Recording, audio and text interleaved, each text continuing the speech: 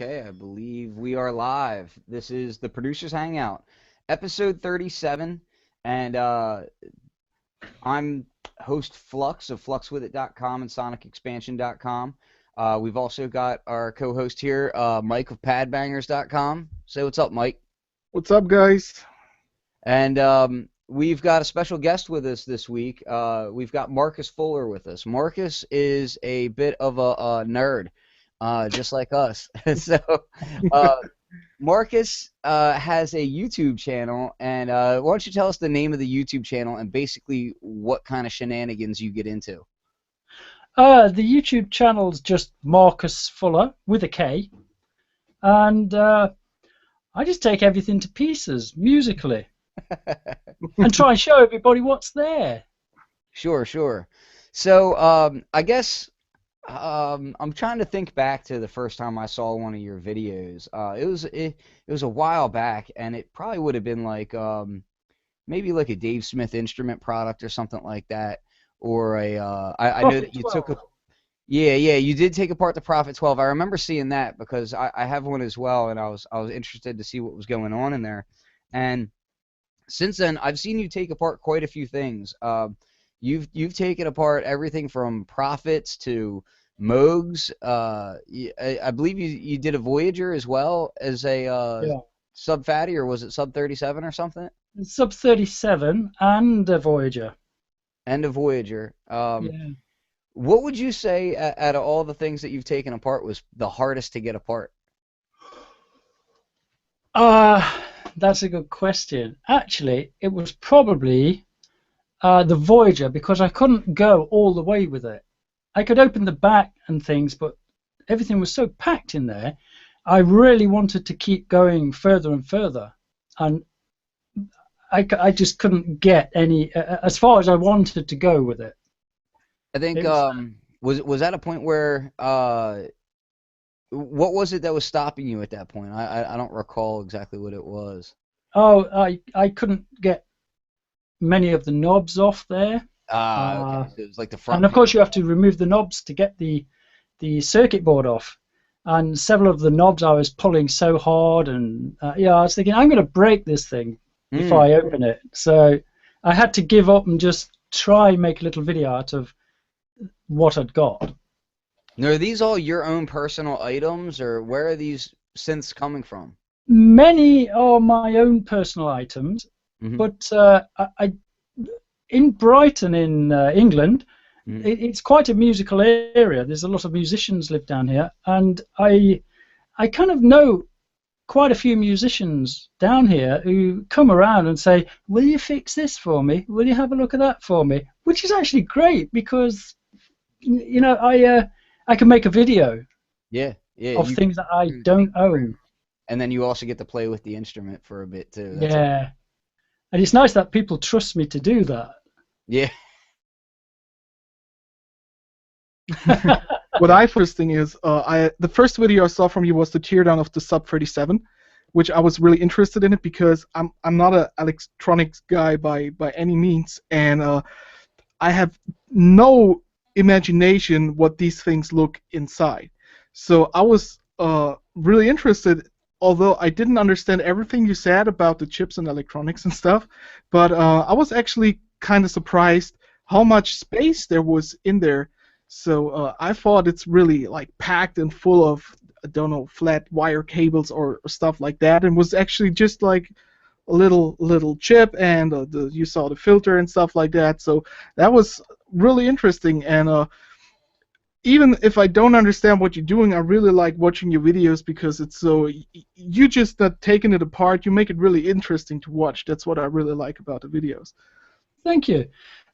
One of the problems when I've made the video, I've got a couple of hours of video to squash down to 10 minutes or 15 minutes, and in the early days, I was watching some of the videos back and thinking that sounds really technical, and it's like trying to explain how the Hadron Collider works to somebody.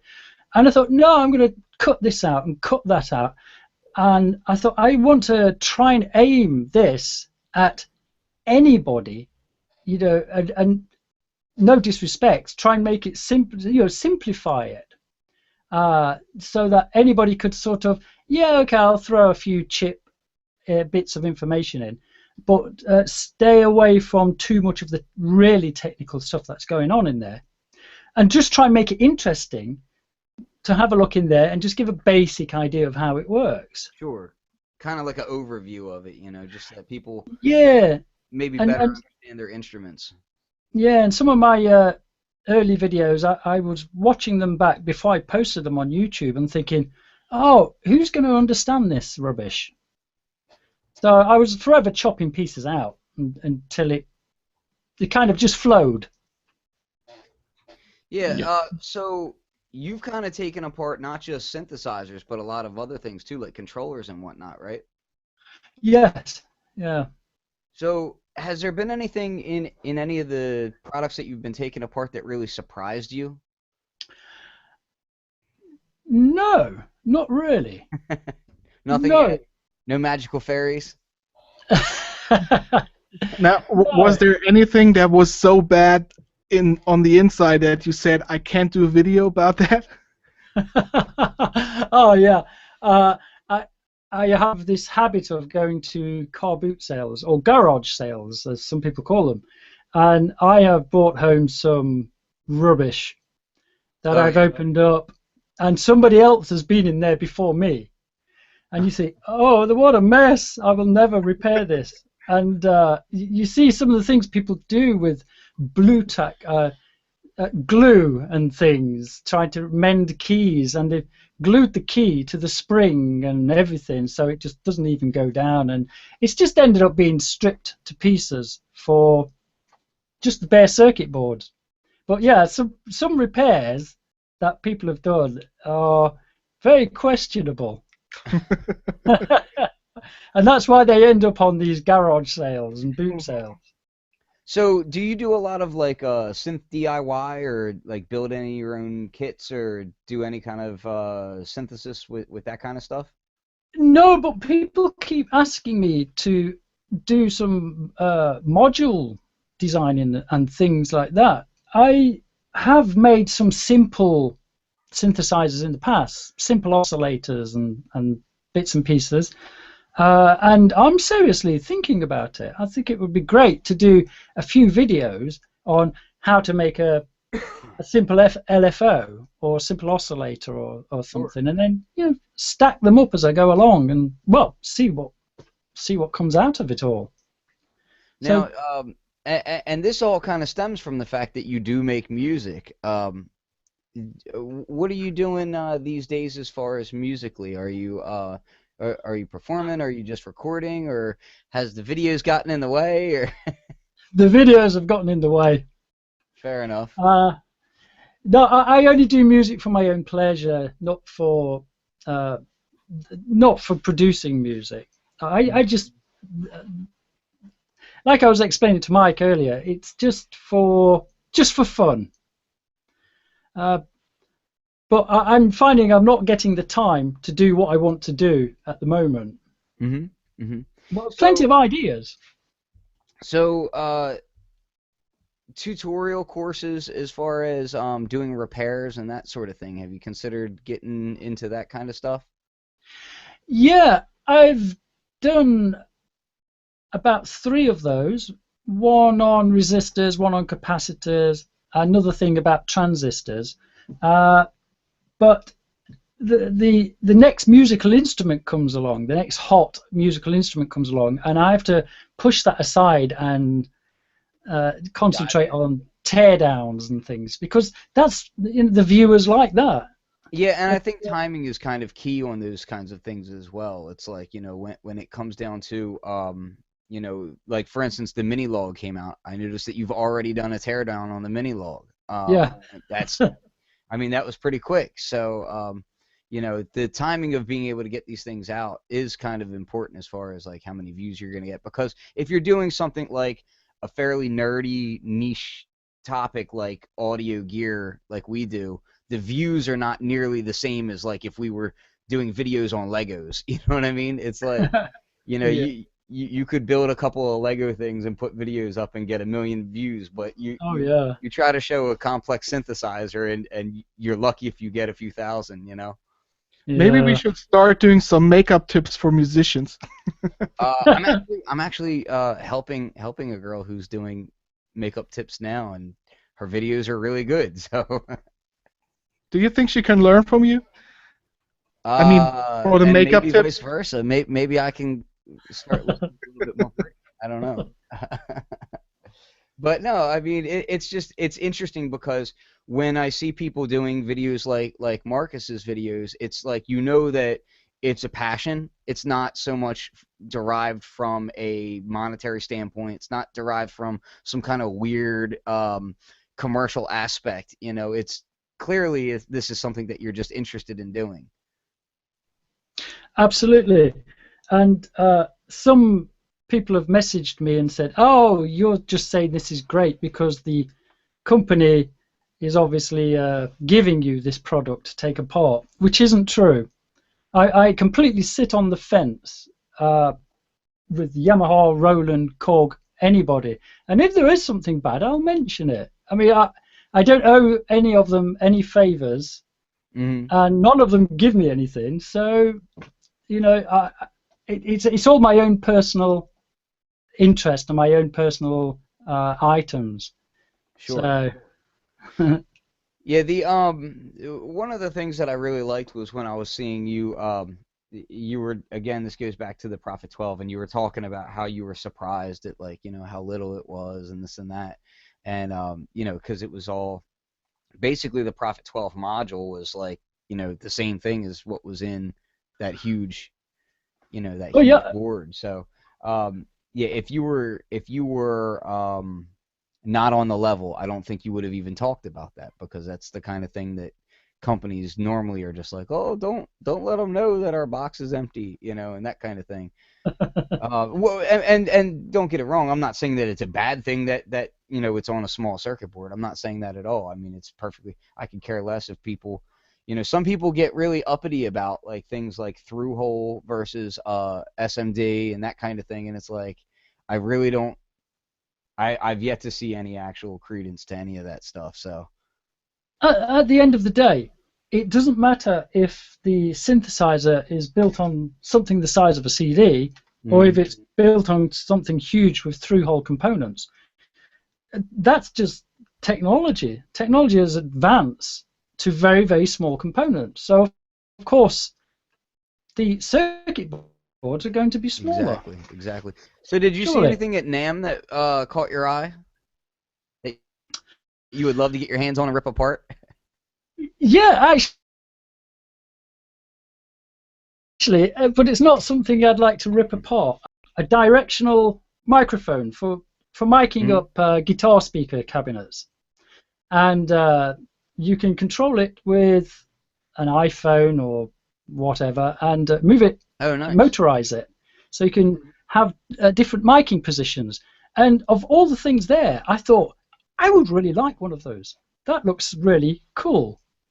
And yet it's only going to be a few motors and something simple. Simple idea with nice execution, Yeah, I thought, why hasn't that not been already invented? Did you see as to whether or not it could go forward and back, like if it's multiple axis? No, yes, it does. Sorry, it's sort of on a frame, so it'll go backwards and forwards, left and right, and then the mic will also Oh, that's nice. pivot as well. And Yeah, I I could thought definitely see use for that. that is good, and especially as you can save all these settings. So you can say, "Oh, I'll try setting number 2," and it will memorize and go back to that space. And I thought, even all those synthesizers and things there, which I drool over, that caught my eye. Yeah, that's an interesting idea. And like you said, it's a very simple idea, but it's that's one of those things that could come in handy in everyday life. I found myself looking at Bastel Instruments had their modular stuff that it hooks up to little tiny motors and actuators and whatnot. And I kept thinking, because I do a lot of sound design and field recording, of the sounds that I'm working on, and I kept thinking, that would really come in handy for, because you can set exact pressures and everything for things, and I was like, oh, well, that would come really in handy for like multi-sampling, velocity struck items and things like that. Mm. Very simple ideas, but the execution is there to where it makes your everyday life, much more useful, and like you can find cool ways of doing things. So yeah, Yeah. definitely that's a pretty interesting idea. I would love to see the Matrix Brute torn apart. I would love to. Well, I was talking to a guy yesterday in the music shop, and he's actually one of the product specialists of Novation. Okay. And he just recognized me and said, hey, hello, wanted to shake hands, which was great. And we got talking about that, what's it called? Matrix Brute, isn't it? Yes. Yes. And I was telling him years ago, I tried to make something very similar of just the Matrix, which would have been the size of the Ableton Push, but with jack sockets down the left and down the right. And you would just set up different matrix of inputs and outputs. So you could go out to effects units and come back in, Sure. and have so many saving, so many setups to save. And I half built this machine a few years ago, and I said that sparked my interest. I wonder, components have changed now. I mean, I was going to do it with all little relays and things in there, which would actually create lots of noise. But I think that would be a good thing. But yes, that synth looks very interesting. I would love to have a look inside one of those. Yeah, sure. I mean, and it sounded really cool too. I mean, when I played on it. So, and yeah, just some of the ways that they're doing things. The e-ink display on it, and the pole switching and all that stuff, and different routings for the filters and all that stuff. Yeah, that thing looked really cool to me. So what's your DAW of choice right now? I do see that you have the Ableton Push, the newer Push behind you. I've actually been using Cubase Pro for about 6 months, but I was using Logic before that, and then I fell in love with the little Ableton Push, and I think I've got Live 9, just the trial version, on the computer at the moment, and so I'm trying to get my head around that. So it's a bit of a mismatch. I've got all of them on the computer, and I just jump from one to the other depending on what project I'm working on. But mainly Cubase. I can kind of understand that better because I learned that years and years ago, and yeah, it's not exactly new. Even though they've added a ton of interesting features to it. Oh yeah, I'm still getting lost with things on there. You sit for 10 minutes and think, well, I had this on the screen 10 minutes ago. How did I do it? And then you're looking around for 10 minutes to find a tiny little icon somewhere and think, oh yes, click that, of course. So no, I'm not too great at yeah, I like the idea. They have these individual controllers now for Cubase, like the little small square controllers that you can get for it. I really like the idea of something like that as DAW control, as opposed to just spending $1,100 and getting a Euphonics or something like that. And I don't necessarily like the idea of spending upwards of $1,000 on a fader box that realistically isn't that much different from motorized fader boxes that we had 10 even 15 years ago that really did the job fine, and they just kind of dropped support on them, and that's why we don't have them now. So that stuff kind of drives me nuts.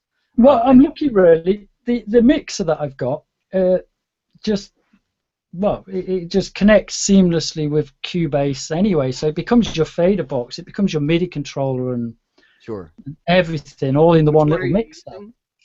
Sorry? Which one are you using? I'm using the Allen & Heath QU16 because it's nice and tiny and I can just sit it on the desk. It's very small and compact. But yeah, that's my DAW controller and my audio routing and everything all in the one little unit. Hmm. So you recently did the teardown on the mini log, and what did you come away from that teardown? How did you feel about that one? The mini log, well, I'm really surprised at the price of this, the price they're selling it in the shops. I think they could have sold it for another 50% more than the price they're selling it in the shop. I think it's very good value for money. I was very impressed with it. Yeah, I totally Uh, agree. I've been having a blast on mine. yeah, Yeah, and the other I thing, haven't had it long enough. the thing that I've kind of discovered on it, like as I dive into it deeper and deeper, is so the delay on it is really pretty lo-fi, but depending on how you set it, it really will vary how dirty it gets. I don't know if it's a PT 2399 in there or what. I didn't get to see your teardown of it yet. But did you get a chance to see the delay circuit in there? Uh, well, because the circuit board is so heavily populated, Mm-hmm. uh, I I did a skim across some of the main chips on there, but I've also done a few high-res images and put them onto the Google Plus page. So if anybody wants to have a look at those and zoom in and work out what the other chips are, then yeah, And that's Markus Fuller on Google Plus. yes, Yeah, I'm gonna with a let me see K. if I can pull it up so that we can so that I can kind of show it around. And you do have a I see here you have a Patreon as well, right? Oh yeah, I only started that about 5 or 6 weeks ago because Yeah. somebody kept saying, you really must just have a go, and I felt in a way, well, it's like asking for money. But then, I'm putting so much money into this. Yeah. Uh, I'm thinking any little bit is going to help towards future little projects. Yeah, I kind of set one up, but I never actually let it go live. But yeah, I'm kind of in the same boat because again, it gets back to what I was saying when people are doing such a niche type of video and content. There's a lot of work that's going into it, but there's not nearly as many people as somebody who's watching a Minecraft video or something. You know what I mean? Yeah, So it's like the monetary output from something like a YouTube video is not at all able to compensate for what kind of work goes into the kind of things that we all do. yeah. You see, like the boutique, the JP08. Yes. I think I made about $3 out of the YouTube views. So if I live a really long time at that rate, it might just pay itself back. Maybe one day. I'd have to live for many years. And yeah, I think people don't realize that the money that you actually get out of it is actually very tiny. Hmm. So yeah, but I love it. I love doing this. So I'll Yeah, and keep again, on. that it gets back to that whole idea of really just enjoying what you're doing. Yeah. So, hey Mike, over on the other side of the planet there that you're hanging out at, I noticed that you've got the base station 2 in the background, and I wanted to bring it up because during the last show we got a couple of comments asking about it, and they wanted to know what your thoughts were. Oh, I used to play with it now for about 2 weeks, and I can say I love it. From the build quality to the keypad to the sound of it, it's so versatile in sound. I really, really love it. And honestly, I think for the price, you can't get a better pure analog bass synth out there. It's really, really good. I know some people say it doesn't have any character, but on the other side, therefore, it's so versatile that you can use it in so many different genres and styles. It's not like a micro or mini brute that has its very own character, but is on the other side so aggressive and so brutal in sound as it doesn't fit um, any kind of music. So you really need to dig that sound, and the bass station is way more versatile than that. And still with the what I really, really like about it, and what, in my opinion, gives it its own character, is the drive they put behind the filter, and it Hmm. sounds in a very, very nice and unique way. And I think it's a really, really dope synth.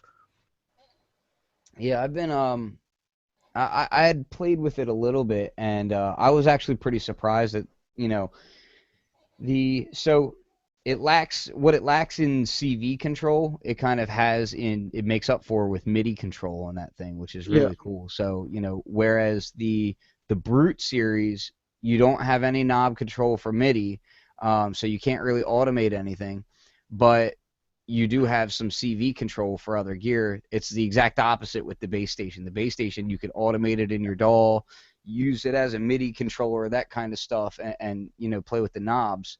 So it's kind of it's a nice change. And the filters I thought sound kind of cool. Like it has two totally different style vibe to it. yeah, that's true. Um, I don't I don't need CV in my studio, so I can't say I don't miss it because I think I haven't a single CV connection here. But feature-wise, it has everything you can imagine, even swing for the LFOs and stuff like that. It's all there. So I think when I got it, I thought, yeah, that's a cool synth for beginners, but it's beyond that. It's really, even if you have two or three very good synthesizers already, you should definitely check it out because And you it's can run it off of battery power too. You can run it off of a like a Yes. standard cell phone battery charger and just plug USB cable to it, and it'll power yeah, it. that's what I'm actually doing at the moment. And the same thing you did with your Ultranova, just with the power bank on the USB port. Yeah. Fires up fine. Take some headphones with you, and then you can go outside and play with it wherever you want. Get inspired in the nature or downtown or in the subway or whatever. Yeah, I It's want to really, actually I want to rig up something that'll output like a lipo battery that'll output 9 volts so that I can do that with my mini log. I love sitting on the couch with nothing but headphones and not tied to anything else and just making presets and stuff. So yeah. that's Marcus, do you have any like favorite portable pieces of gear that you like to use? Uh, well, actually, I love to sit in bed with this and just knock a few Is that tunes a out. reface? Yeah, it's the DX. Nice.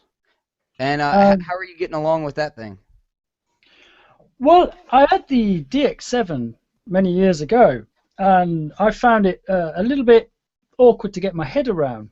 And I don't know what Yamaha have done with this, but suddenly it's simple to use now.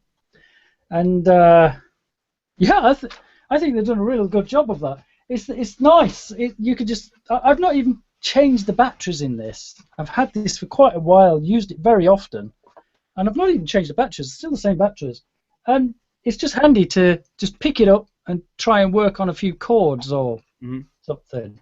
So that's a nice bit of portable gear.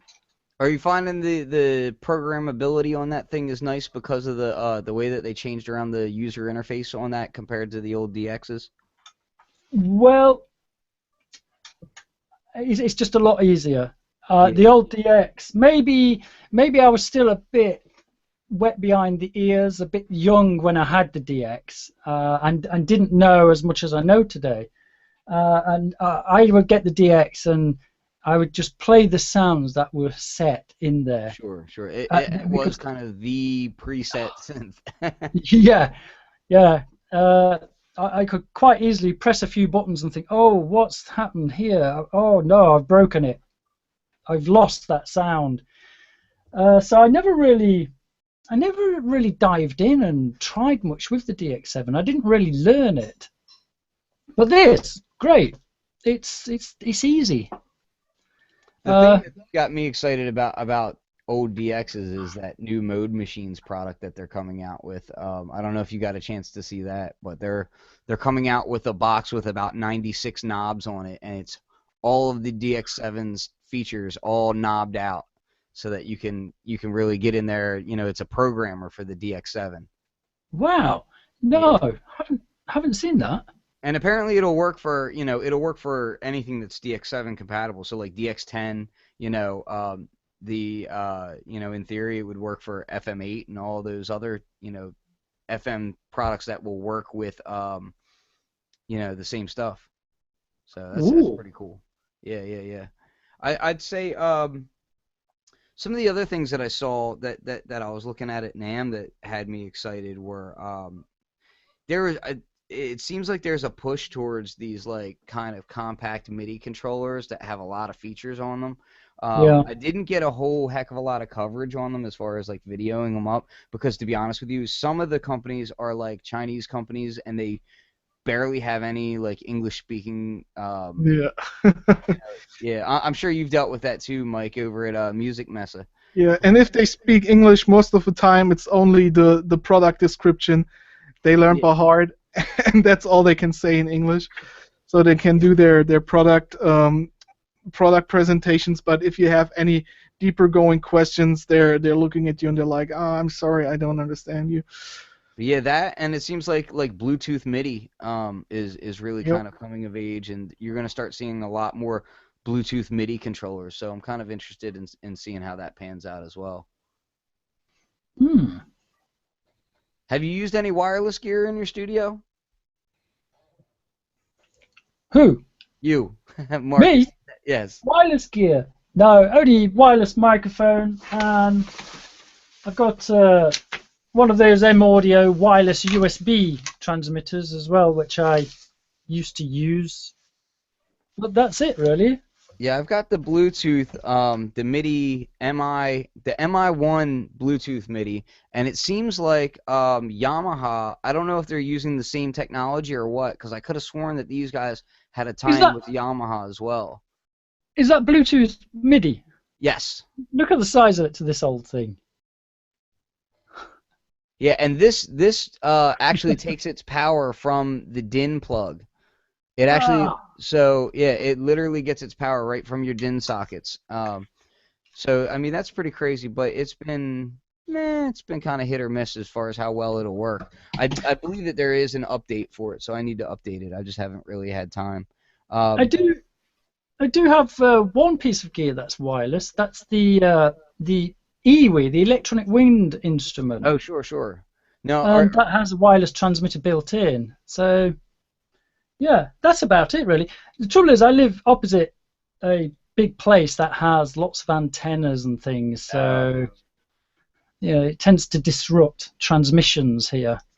I think I'm being irradiated. that's one of the scary things is, if you start getting used to using that stuff and then you take it out on stage and you go somewhere to play with that stuff and you don't know what's floating in the Yeah, airwaves, you don't know how that stuff is going to work out, you yeah. know? But actually, I think Bluetooth is not Wi-Fi. I don't think it gets interrupted so easily True. uh, from other electronics. But then on the other side, that's the downside of Bluetooth. You only have like a straight connection. You can't connect multiple things to one source, and vice versa. You only have like only two devices that are then connected together. But I gotta say, I lately played a little bit with Ableton Link and used it with the iPad, and they did a really, really good job. So with Link, it's the first time without a MIDI connection, like with the Alesis dock, where you have a MIDI connect, a real MIDI input. It's the first time that MIDI clock seems to work very, very fluently Hmm. with the iPad. And I also downloaded this app. Shame on me, I forgot the name. Where Are you you talking about can, the Mux MIDI or whatever it's called? yeah, something like that. I can't remember, but or is it Link to MIDI? It enables you to use Link with the iPad to any of your standard MIDI gear, and that works really good too. So I think Bluetooth could really be a big improvement in the studio or even on stage. Now with Ableton Link and everything is synced very tight, that could really be the new big thing. So I'll show you just in the effort of letting people know what I've got going on and what I've been doing. So The mini log is new to my setup, and I'll find out if you guys have anything else that's new to your setups as well. But basically, what I've been working on lately is I just built today. I built this guy. I'm gonna show it. Um, this is the Synthrotech MIDI to CV. So this will allow you to use USB or DIN MIDI to send, CV, gate, and clock to your modular. And what's cool is that it also lets you do like your mod wheel, aftertouch, and what was the other one? Velocity, all right from here. And it's like super easy to build. I think I built it really leisurely, just kind of sitting at the table, doing it like a puzzle, basically. It took me about 2.5 hours from opening the bag and taking the parts out to having it fully soldered and ready to put in the case. Yeah, what I've been finding with it is it's actually really it's really cool how immediate it is. I'm going to give a quick example. I've been playing it, so I have it. I'm just using a USB plug from my computer, and I have Machine running, and Machine is going to handle all the MIDI, and I'm sending to an Orgon accumulator and a synthesis technology morphing terrarium. And using the mod wheel, I can kind of morph between the wavetables on both of those because they're both wavetable oscillators. So you can get like these.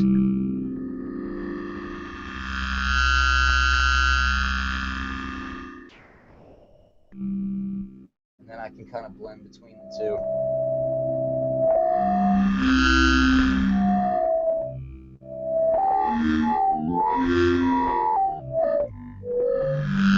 And you almost get like talking type tones out of it, which is really cool. So, and it's really cheap kit that was like easy to build. So I've been messing with that. Have you guys had anything like new and interesting in your studio that's kind of got you guys like excited? Either one of you? Um, I got the base station right now. I recently bought the Innovation Ultranova, which I dig a lot, and I got the Claret A-Pre from Focusrite for testing. The new Thunderbolt interface, which is really really good. How are you finding the latency on that? Um, I did a straight comparison to the Focusrite Scarlett 18920, which is my main interface at the moment.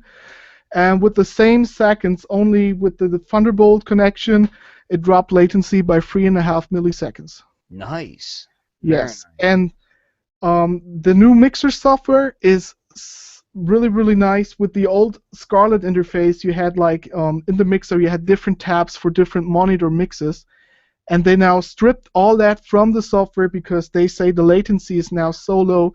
You can set up all your headphone mixes in your DAW and use your insert effects without any noticeable latency, and they were right. So the latency with I think 128 samples is down to 2 milliseconds for in and out, so around 4 milliseconds global. Really really Very good. nice. Yeah, that's really nice. And also And it has loop back and all that stuff. it now has loopback back in, which the 18920 was missing. I don't know why. All the smaller Scarlett interfaces had I it built. remember that. Yeah.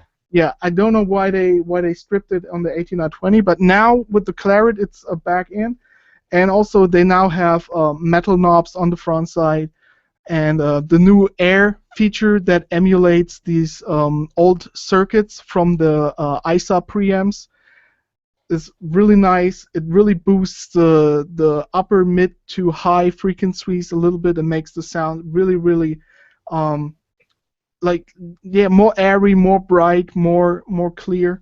So really nice.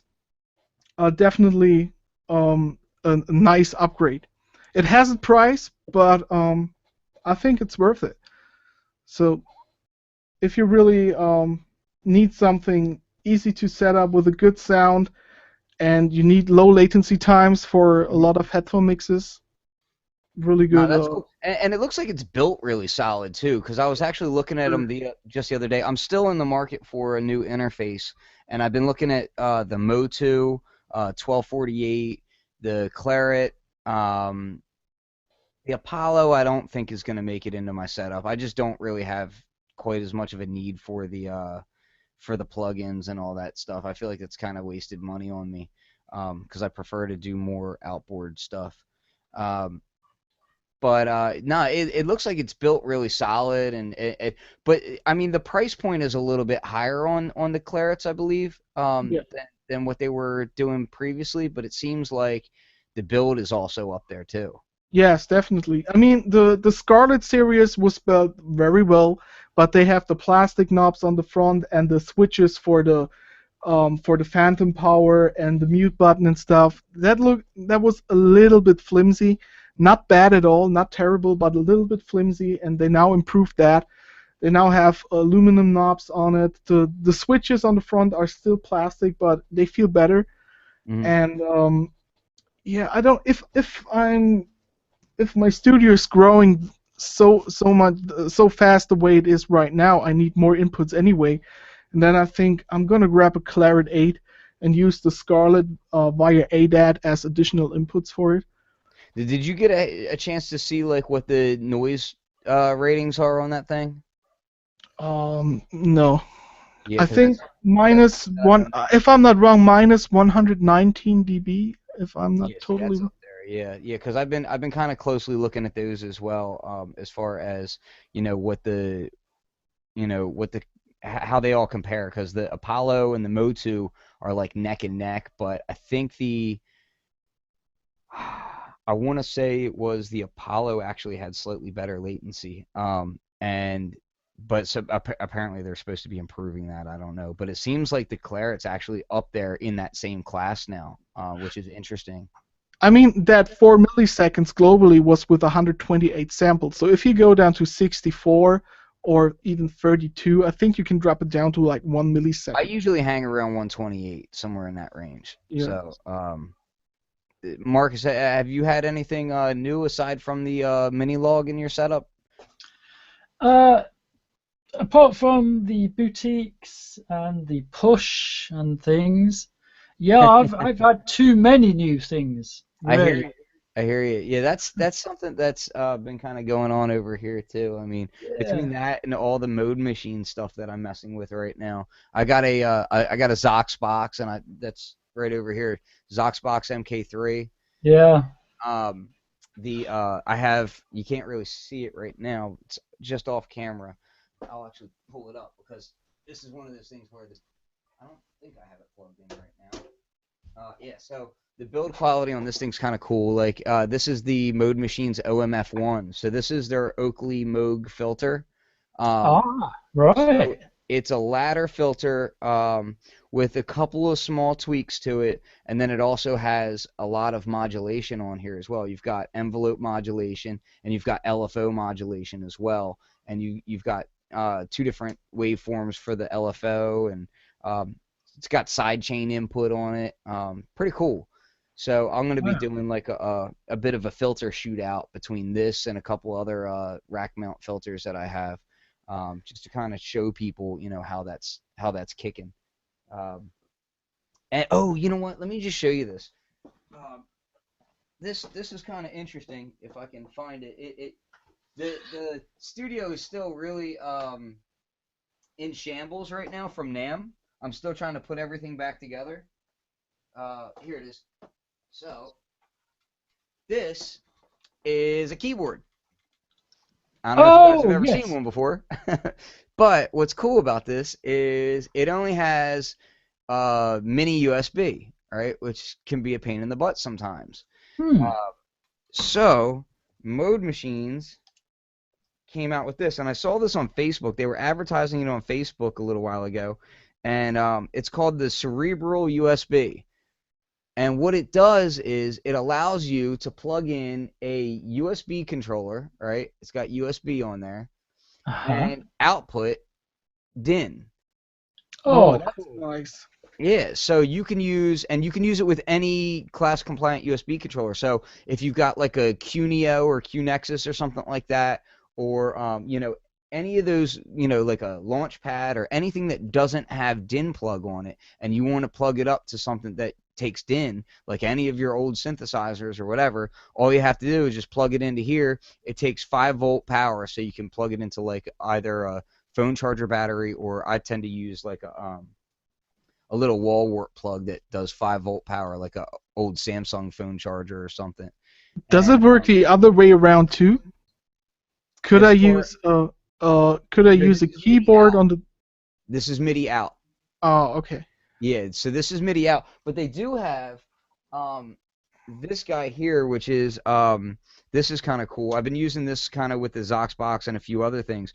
So this is a MIDI to DIN sync adapter. So you can send MIDI into it, right? And then you'll get DIN sync out, right?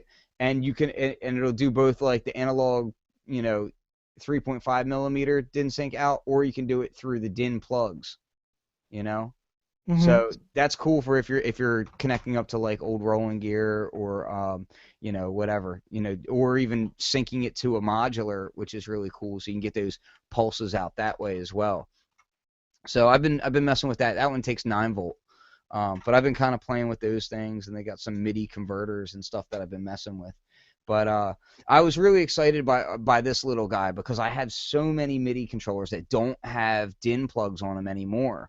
And nowadays, some of the companies are starting to come out with the 3.5 millimeter to DIN plug jacks. Yeah. But from what at least as far as I can understand, they don't have even that isn't standardized across all the manufacturers.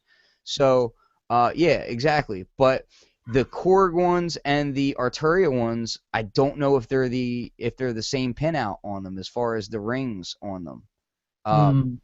And I know that there's also, like with the Arturia Beat Step, there's also one that's different also. I forget, I think it's like the clock out one or something like that. So it's like you have to be careful which one you're using with that.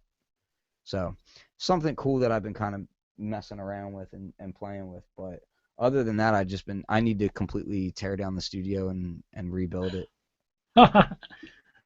I'll tear it down for you.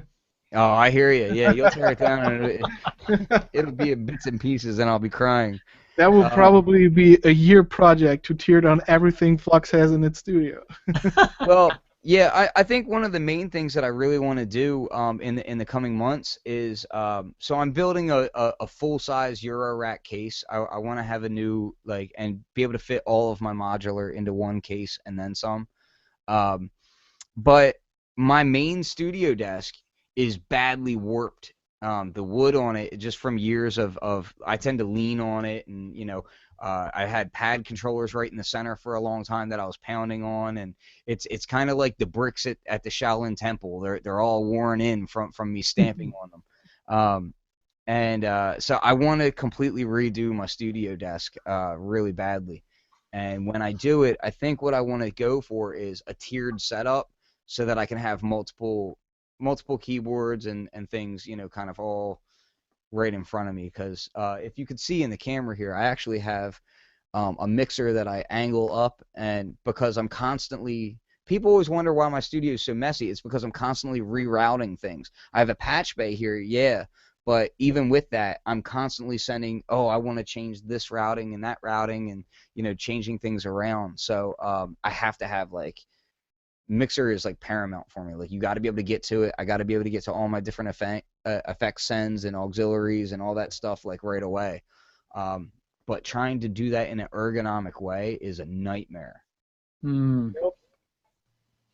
Mike, have you finally reached a point of feng shui with your setup? Because Nope. you're in a fairly tight room, so I know I'm you're in always struggling with. I'm in a super tiny room. 3 by 2 meters, so really small, and I'm almost perfectly happy with my desk, which is like built from multiple different IKEA parts. But I now want to build like a drawer for keyboard underneath it, because at the moment I got the Sub 37 in front of me, and then a keyboard, and I barely can rest my hands on the plate. And from time to time, I'm still doing graphics work, and I need my graphics tablet, and I don't even have space for that on my desk. So I need to find a way to make more room and bring a keyboard under, like in a drawer underneath it. And I was looking around for solutions, and I was looking at some studio desk you can buy, and I always wonder how people can be satisfied with these things, because at every studio table I look at, you really have to know what gear you're actually using. I mean, maybe if you're a mastering engineer and you know you have like your 305 or 304 compressors and EQs, and you know you don't switch that in the next 2 or 3 years, or you only replace one thing, then such a desk could work. But for me as a beat maker, constantly getting new stuff and rearranging things around, I don't know. Did you find any table that is like a modular table where you can add more stuff to it and rearrange things on the table itself? The only places that I've found are pretty much custom order stuff, and shipping is an arm and a leg, and Hmm. they tend to cost a lot of money. What I've found from most of the people that I deal with, in at least in home setups, because I think when you're working in like if you're going to a studio and you're working in a dedicated studio lab, like you said, where your setup is set.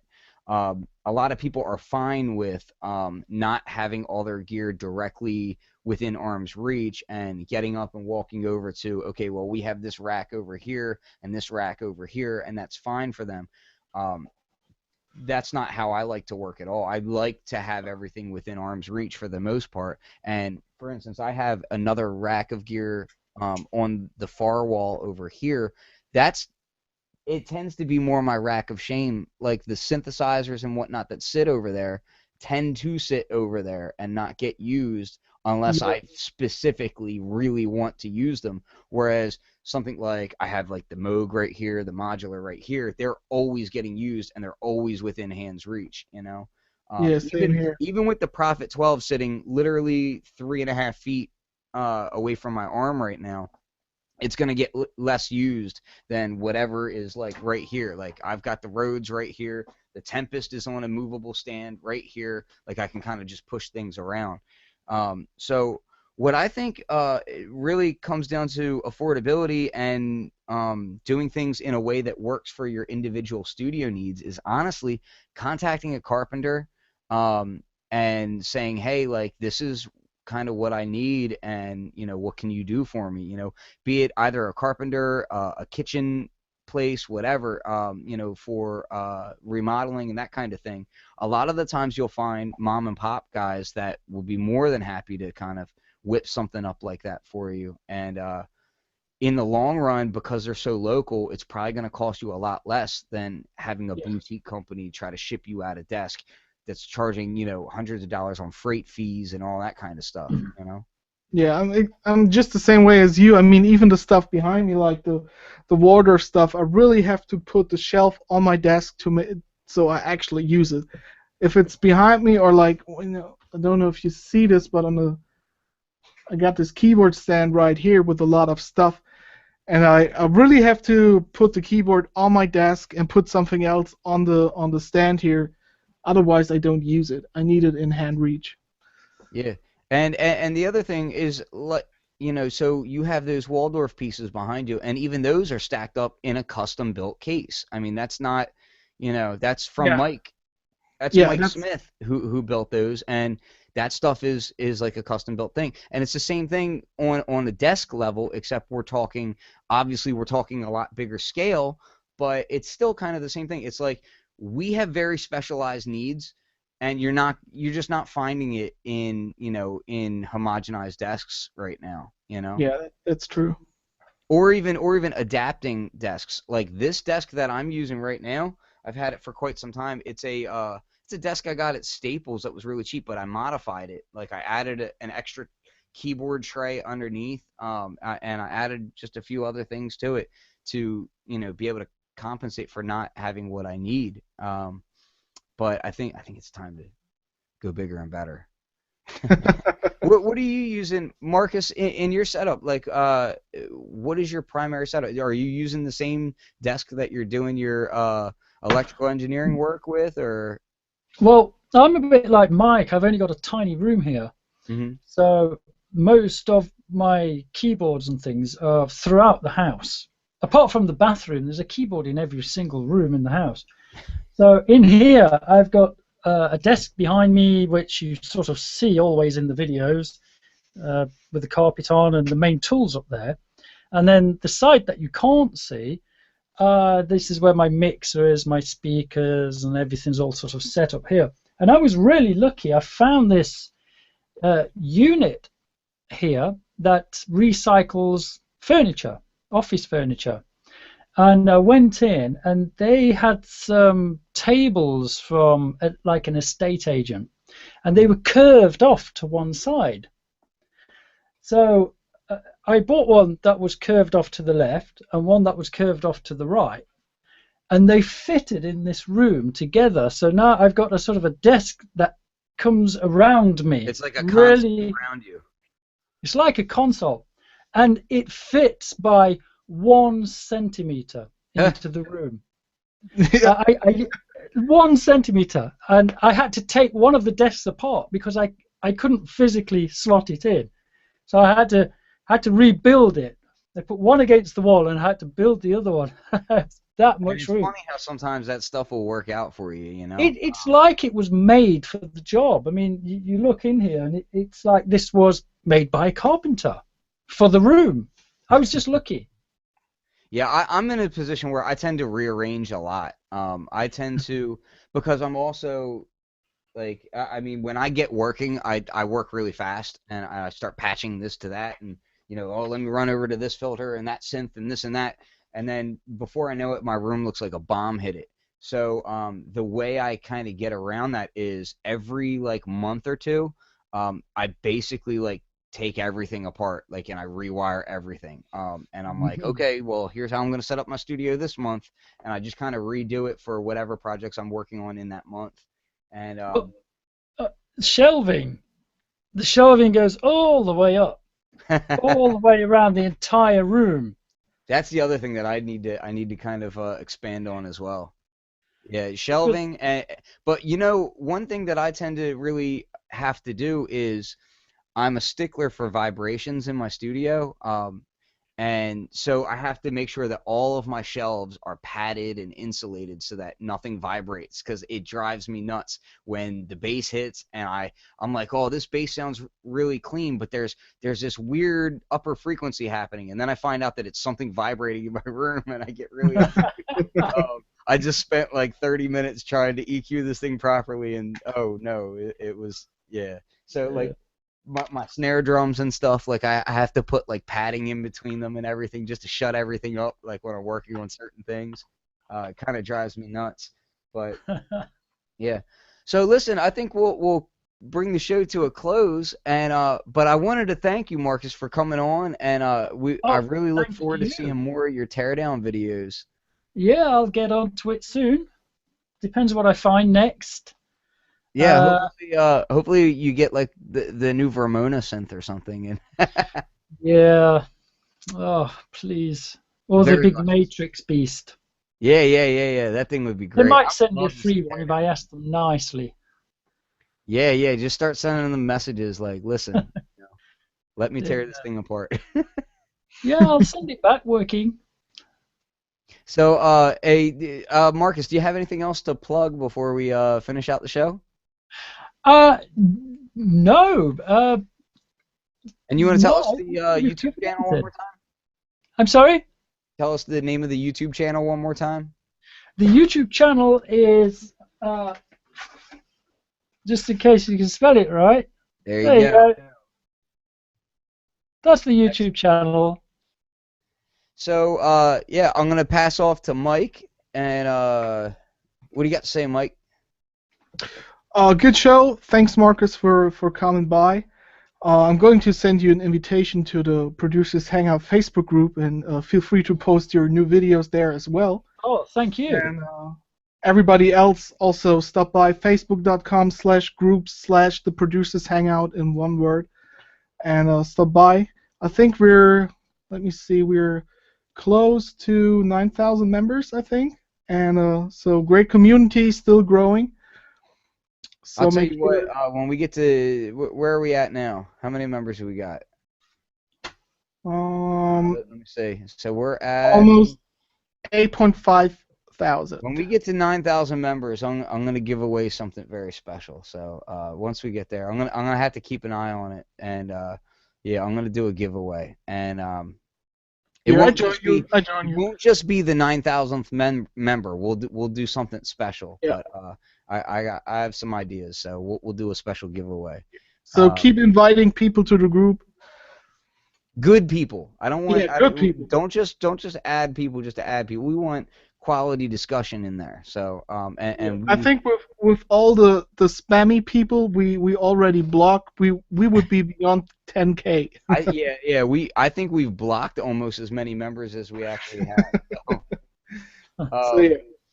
yeah. So anyway, we're gonna close out the show, and I just say, keep paying attention to everything that we're doing, and if you like the shows, please like and share and comment, that kind of thing, so that the niche group that actually does watch this stuff can find out about it. It's always good.